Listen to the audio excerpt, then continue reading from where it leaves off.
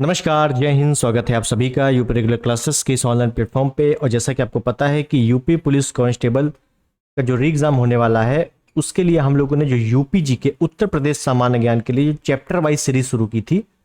बिल्कुल बिल्कुल chapter wise क्रम से हम लोग शुरुआत कर रहे हैं। इसको आप एज अ प्रैक्टिस सेट के तौर पर ले सकते हो, जो कि आज का नंबर है 2। ठीक है ना। प्रैक्टिस सेट या PYQ इसको कह दो, या मोस्ट एक्सपेक्टेड क्वेश्चन बोल दीजिए, है ना, और या रिवीजन मोड बोल दीजिए। तो कुछ भी बोल सकते हैं इस सेट को। और बहुत ही बेहतरीन तरीके से हम लोग मैपिंग को लेते हुए चल रहे हैं। मैपिंग में भी मैं आपको बताते हुए चल रहा हूँ कौन सी क्या क्या चीजें लोकेशन वाइज। ठीक है। और यहीं से आपको डायरेक्टली क्वेश्चन देखने को मिल जाएगा यूपी पुलिस के री एग्जाम में, चाहे जितने भी शिफ्ट में पेपर हो जाए। तो चलिए शुरुआत करते हैं सेशन की। चैनल पर नए हैं, सब्सक्राइब, इस वीडियो को लाइक और शेयर जरूर कर देंगे, मुझे पूरा विश्वास है। और आज का जो हमारा टॉपिक है या चैप्टर है, तो वो इम्पोर्टेंट क्या है कि हम लोग आज थोड़ा सा भौतिकी भी देख लेंगे, थोड़ा सा हम लोग जलवायु भी देख लेंगे, और वनों के बारे में भी थोड़ा सा हम लोग चर्चा करेंगे। ठीक है ना, वो भी मैपिंग बेस। तो पहला प्रश्न आपके स्क्रीन पर ये रहा, और पहला प्रश्न ये रहा। और क्या कह रहा है प्रश्न में, आराम से पढ़ेंगे कि उत्तर प्रदेश के किस जिले में सबसे कम वर्षा होती है। इंपॉर्टेंट क्वेश्चन है कि उत्तर प्रदेश के किस जिले में सबसे कम वर्षा होती है। अच्छा, मैंने आपको जो पहला वाला सेट था, पहला वाला चैप्टर था, उसमें मैंने आपको मैपिंग बताई थी। अब मैपिंग में मैंने कहा था कि जितना भी यूपी का बॉर्डर है, यूपी का जो बॉर्डर है, उसके सभी जिलों को आपको अच्छी तरीके से क्रम से रटा होना चाहिए। ठीक है ना। आप कैसे भी पढ़ो, मुझसे मतलब नहीं, लेकिन यहां से आपको 1 या 2 प्रश्न आराम से देखने को मिल जाएगा, चाहे आप किस भी लेवल का पेपर दे रहे हो। ठीक है, इसको जरूर याद कर लेना। तो यहां क्या पूछा है, इसको हटा देते हैं पहले। पूछा है कि सबसे कम वर्षा कहाँ पे होती है। तो सबसे कम वर्षा की बात हो जाए तो सबसे कम वर्षा होती है मथुरा में। Option B is the right. सबसे अधिक कहाँ होती है, अगर यहीं बोल दूं कि सबसे अधिक वर्षा उत्तर प्रदेश में कहाँ होती है, तो सबसे अधिक वर्षा होती है आपके गोरखपुर में। कहाँ होती है, गोरखपुर में। गोरखपुर आपका तराई क्षेत्र में है, और लगभग 185 सेंटीमीटर यहाँ वर्षा होती है, और मथुरा में होती है आपकी लगभग 55 सेंटीमीटर। तो देख लो कितना अंतर है। ठीक है। और इसी को मैं इसमें बताऊं, मैप में बताऊं, तो आप ये देख रहे हो, इधर साइड है आपका गोरखपुर, ये साइड है आपका गोरखपुर, ये साइड है आपका गोरखपुर है, और ये है आपका इधर साइड मथुरा है, इधर साइड मथुरा है। तो इसका मतलब है, इसका मतलब ये हुआ कि जो वर्षा है वो इस तरफ जा रही है। वर्षा का आप एरिया सॉरी एरो देखो आप, वर्षा किस तरफ जा रही है, इस तरफ जा रही है। इसका मतलब है कि अगर मैं ये लिख दूं कि वर्षा जो है पूर्व से पश्चिम की ओर घटती है। क्या होती है, घटती है। अगर आपसे पूछे कि उत्तर प्रदेश में वर्षा लगातार घट रही है या लगातार घटती है, पूर्व से पश्चिम, पश्चिम से पूर्व, उत्तर से दक्षिण या दक्षिण से उत्तर, तो आप करोगे पूर्व से पश्चिम, क्योंकि पूर्व में तो आपका क्या है, गोरखपुर, बहुत अधिक वर्षा है यहाँ पे, और पश्चिम में मथुरा, कम वर्षा है। इसका मतलब है जैसे ही पानी या वर्षा जो है पश्चिम की तरफ आता है, तो उसकी मात्रा घट जाती है। तो ये चीज आपको ध्यान रखनी है। क्लियर हो गई बात। आगे चले हम लोग बहुत ही बेहतरीन ढंग से। अगला प्रश्न देते हैं। अच्छा, यहीं पे मैं बता दूं कि यूपी में जो वर्षा होती है, यूपी में जो वर्षा होती है वो दक्षिण पश्चिम मानसून से होती है, दक्षिण पश्चिम मानसून से होती है। ठीक है। नेक्स्ट, क्षेत्रफल की दृष्टि से उत्तर प्रदेश का भारत के राज्यों में स्थान कौन सा है। क्षेत्रफल में ये देखिए, या तो क्षेत्रफल आ जाएगा या तो जनसंख्या आ जाएगा। तो जनसंख्या की दृष्टि से जो यूपी का स्थान है वो है प्रथम। क्या है, प्रथम। देखिए, क्षेत्रफल की दृष्टि से ये है भैया चौथे नंबर पे है। तो पहले नंबर पे कौन है, तो पहले नंबर पे आप करेंगे राजस्थान है, पहले नंबर पे राजस्थान है, दूसरे नंबर पे मध्य प्रदेश है, तीसरे नंबर पे महाराष्ट्र है, तीसरे नंबर पे महाराष्ट्र है, और चौथे नंबर पे यूपी है। चौथे नंबर पे कौन है, यूपी है। तो आपको अच्छे से ध्यान रखना है कि जनसंख्या की दृष्टि से और क्षेत्रफल की दृष्टि से। क्लियर है। नेक्स्ट, निम्न में से कौन सा जिला बुंदेलखंड क्षेत्र का है। कौन सा जिला बुंदेलखंड क्षेत्र का है, इंपॉर्टेंट क्वेश्चन है। बुंदेलखंड, रोहिलखंड, है ना, अवध क्षेत्र, ब्रज क्षेत्र, जो उत्तर प्रदेश में जो तराई क्षेत्र, भावर क्षेत्र, ये सभी आपको अच्छे से पता होना चाहिए। पूछा है बुंदेलखंड क्षेत्र का कौन सा है। अगर मैं इसको मैप में देखूं तो मैप आप ये देख रहे हो और आपको अच्छी तरीके से पता है कि जो बुंदेलखंड वाला क्षेत्र है वो कौन सा है। ये वाला क्षेत्र है बुंदेलखंड, ये नीचे वाला क्षेत्र, ये पूरा का पूरा क्या है, बुंदेलखंडी क्षेत्र है। और इसमें ही एक आपका पड़ता है क्या, इसमें ही एक आपका पड़ता है महोबा। क्या पड़ता है, महोबा। तो option A is the right. लेकिन अगर आपसे देखो बुंदेलखंड क्षेत्र में है, आपको पता है कि यूपी और एमपी, यूपी के कितने जिले हैं जो एमपी से टच हो रहे हैं, तो आप बोलोगे 11 हैं। तो बस यही 11 आपके बुंदेलखंड क्षेत्र के हिस्से हैं, बस इतना याद रख लो। ठीक है, चलो नेक्स्ट।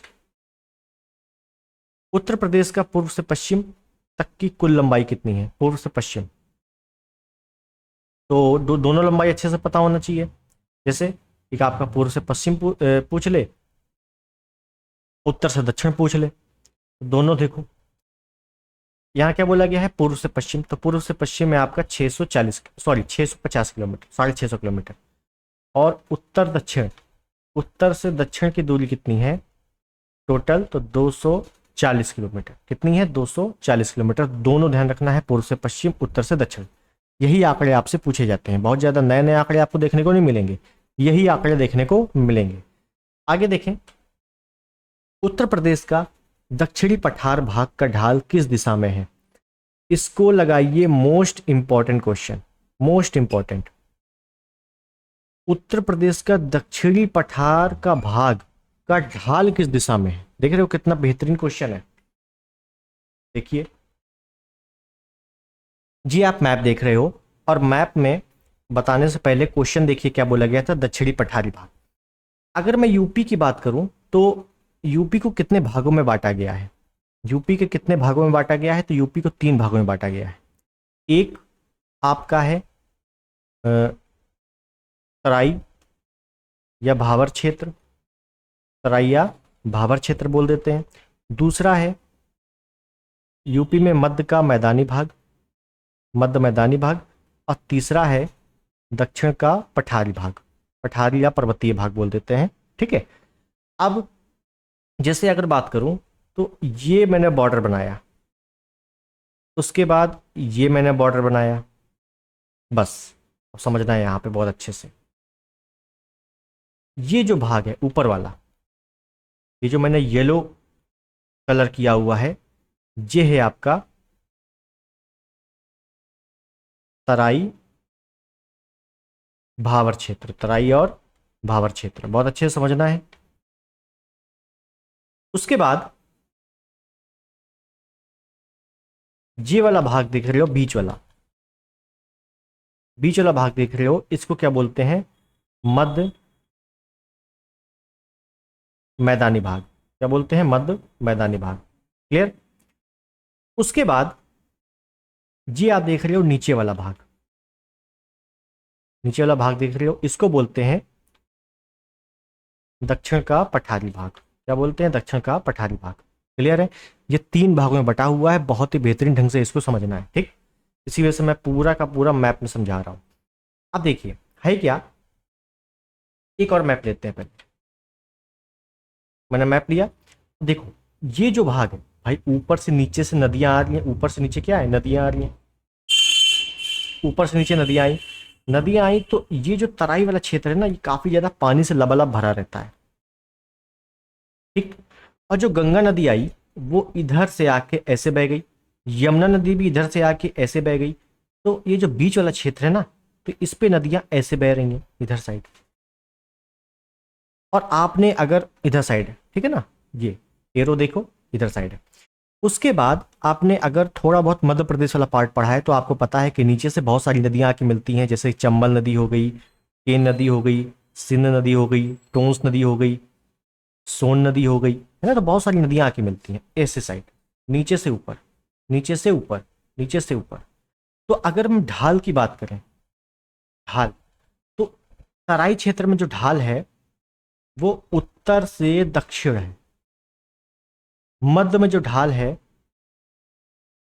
वो इस साइड है, ऐसे बह रही है, तो इसका मतलब है उत्तर पश्चिम से दक्षिण पूर्व, उत्तर पश्चिम से दक्षिण पूर्व की ओर ढाल है।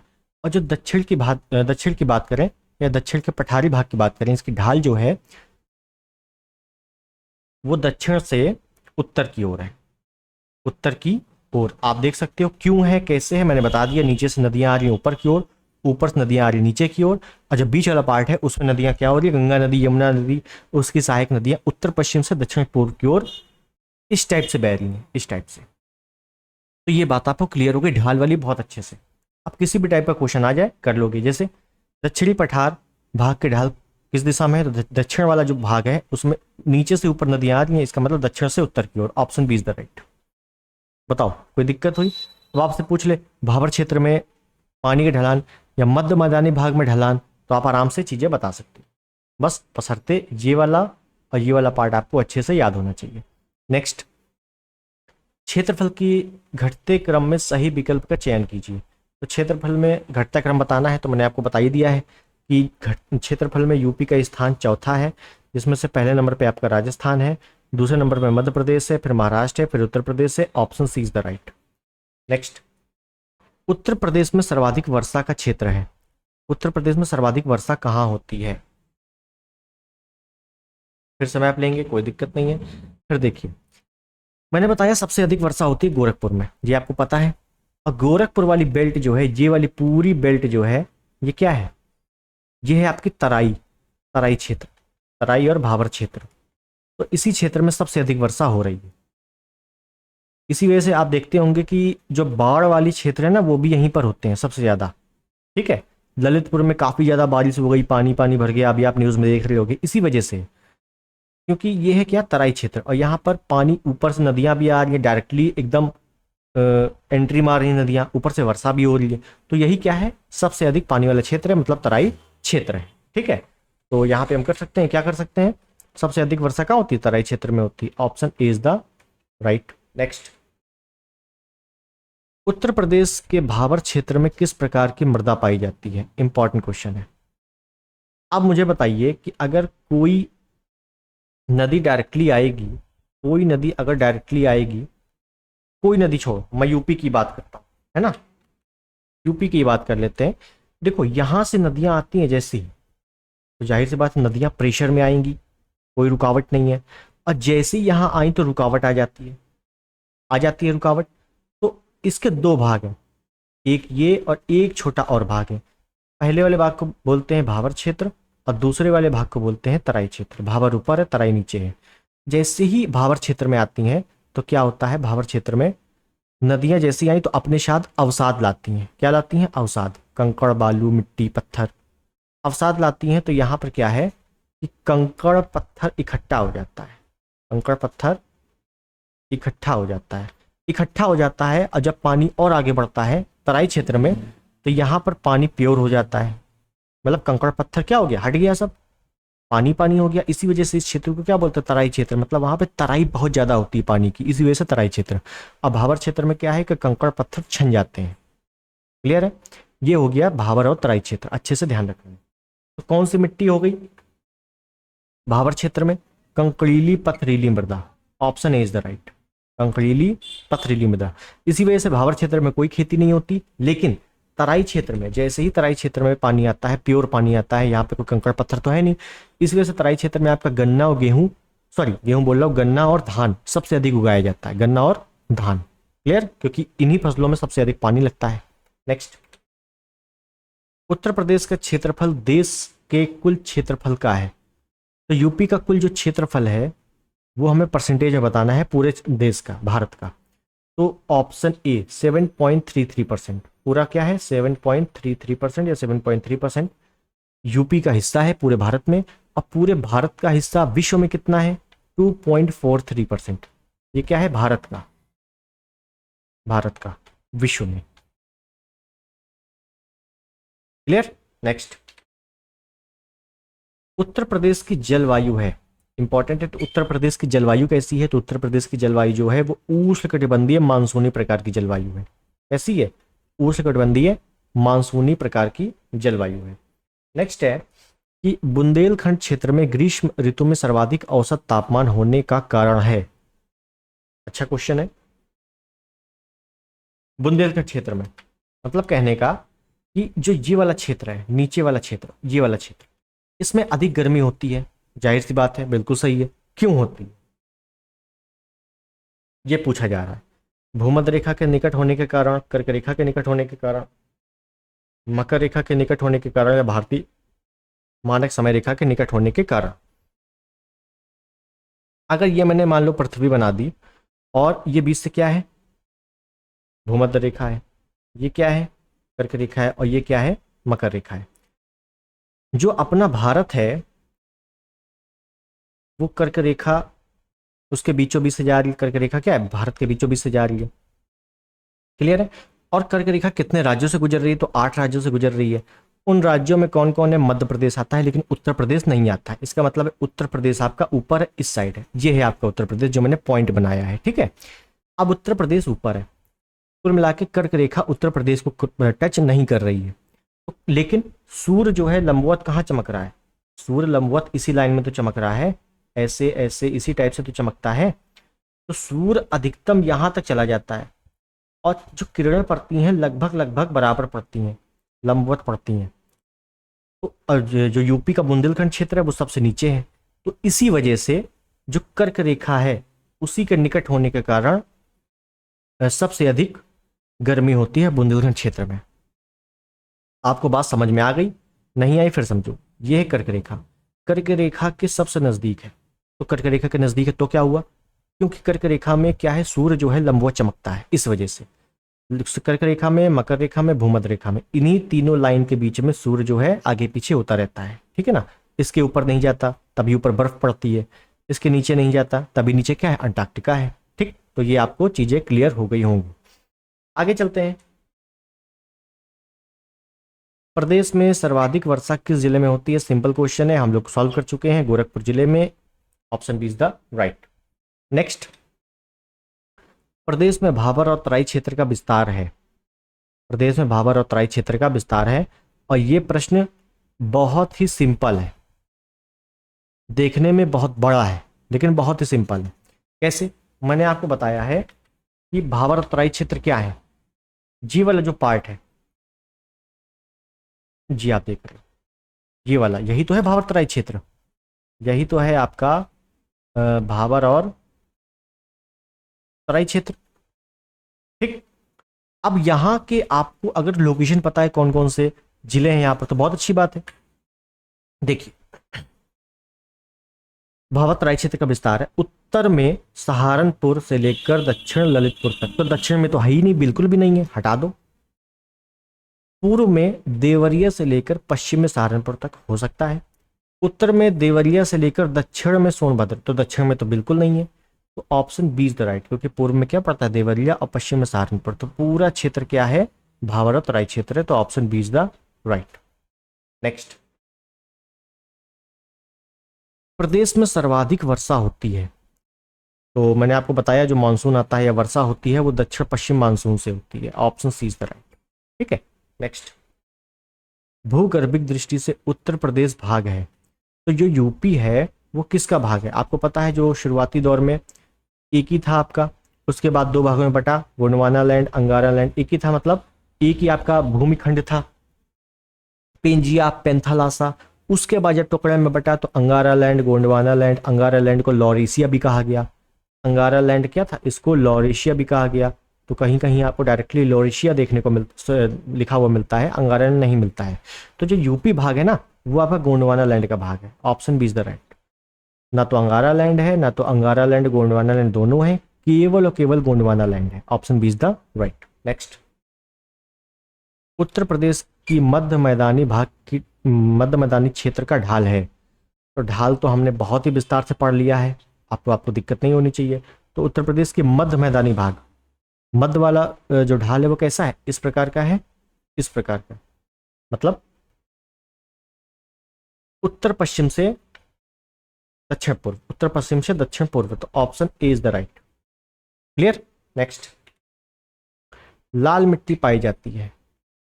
लाल मिट्टी कहाँ पाई जाती है? तो लाल मिट्टी ध्यान रखना है, ये आपका बुंदेलखंड वाले क्षेत्र में पाई जाती है। बुंदेलखंड क्षेत्र में आपका क्या क्या आता है? आपका मिर्जापुर बिल्कुल नीचे है, झांसी भी नीचे है, तो option B is the right. Mirzapur और झांसी वाले क्षेत्र में लाल मिट्टी अत्यधिक मात्रा में पाई जाती है।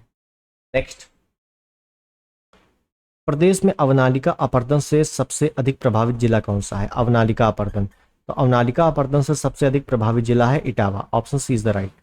लेकिन अगर पूछ ले यूपी में सर्वाधिक अपरदन कौन सा होता है, अगर पूछ ले कि यूपी में सर्वाधिक अपरदन कौन सा होता है, तो वो होता है जल अपरदन। कौन सा होता है? जल अपरदन। और जल अपरदन होता कहाँ है? तराई क्षेत्र में, क्योंकि वहीं तो सबसे ज़्यादा पानी है और कहीं तो पानी नहीं है, ठीक। लेकिन अवनालिका अपरदन आपका इटावा में। क्लियर? नेक्स्ट,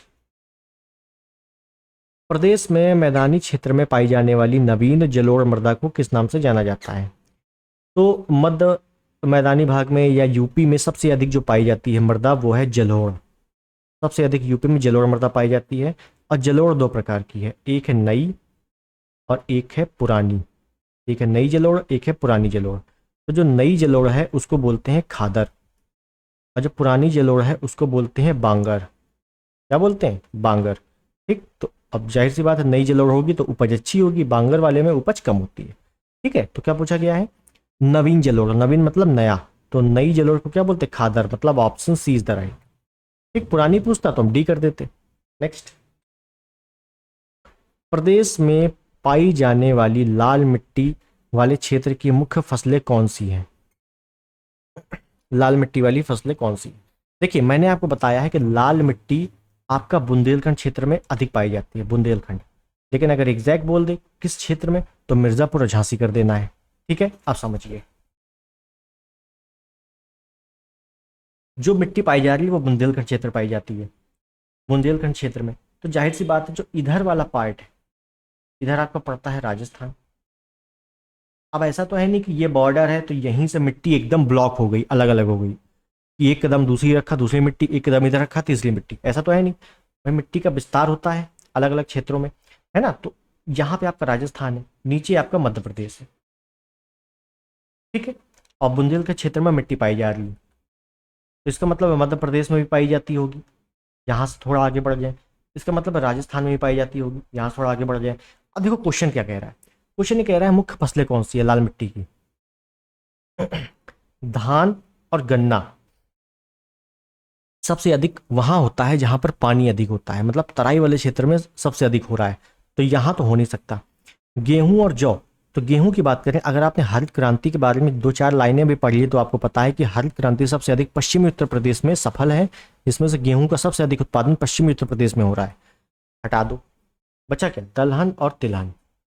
और आपको पता है कि जो दलहन वाला पार्ट है ये मध्य प्रदेश में, और जो तिलहन वाला पार्ट है ये राजस्थान में सबसे अधिक उत्पादन हो रहा है। और लाल मिट्टी कहाँ पाई जा रही है? लाल मिट्टी आपके बुंदेलखंड में पाई जा रही है। अब बुंदेलखंड से ही आपका मध्य प्रदेश लगा हुआ है, बुंदेलखंड से ही आपका राजस्थान लगा हुआ है। तो राजस्थान में दलहन, सॉरी राजस्थान में तिलहन और मध्य प्रदेश में दलहन का उत्पादन सबसे अधिक होता है इसी वजह से, ठीक है। अब जाहिर सी बात है, राजस्थान में अगर दलहन तिलहन हो रहा है मध्य प्रदेश में, तो यही तो बुंदेलखंड से लगे हुए हैं, तो बुंदेलखंड में भी यही होता है। समझ गए आप लोग? तो बस यही कहना है कि एग्रीकल्चर वाला जो पार्ट है ना, एग्रीकल्चर, उसमें ऐसा बिल्कुल नहीं है कि अगर प्रयागराज में कुछ हो रहा है, कोई उत्पादन हो रहा है, अब प्रयागराज से लगा हुआ है कौसाम्बी, तो कौसाम्बी में वो बिल्कुल टच नहीं होगा। भाई वो उत्पादन कौसाम्बी में भी होगा, भले उतनी मात्रा में ना हो, लेकिन होगा तो जरूर। बस इतनी चीजें आपको ध्यान रखनी है। आगे देखें अगला प्रश्न, किसे किसान का मौत कहा जाता है? उपनाम आ गया, स्टैटिक वाले क्वेश्चन आ गए। किसे किसान का मौत कहा जाता है? तो किसान का मौत जो है परत अपर्दन को कहा जाता है, परत अपर्दन।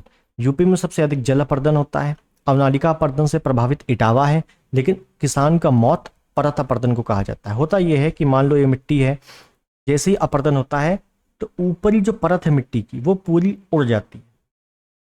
अब जब उड़ जाएगी तो पोषक तत्व भी उड़ जाएंगे, इसी वजह से खेती नहीं हो पाती, इसी वजह से किसानों का मौत परत अपर्दन को कहा जाता है। Option B is the right. Clear?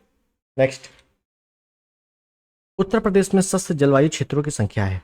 सस्य मतलब होता है कृषि, तो कई बार हिंदी में भी ये पूछा गया है कि सस्य का पर्यायवाची क्या है, तो कृषि है। तो कृषि जलवायु क्षेत्र की संख्या कितनी है, यूपी में 9 है। ठीक, option C is the right. लेकिन अगर पूछ ले कि भारत में कृषि जलवायु की संख्या कितनी है, तो आप करोगे 15 है। कितनी है, 15।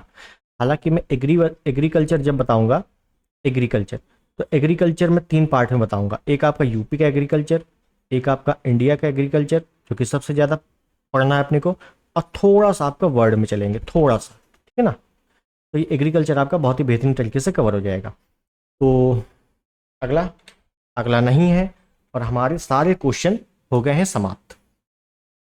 तो यूपी जीके जो हम लोगों ने चैप्टर वाइज शुरू किया था, आज उसकी सीरीज नंबर 2 है।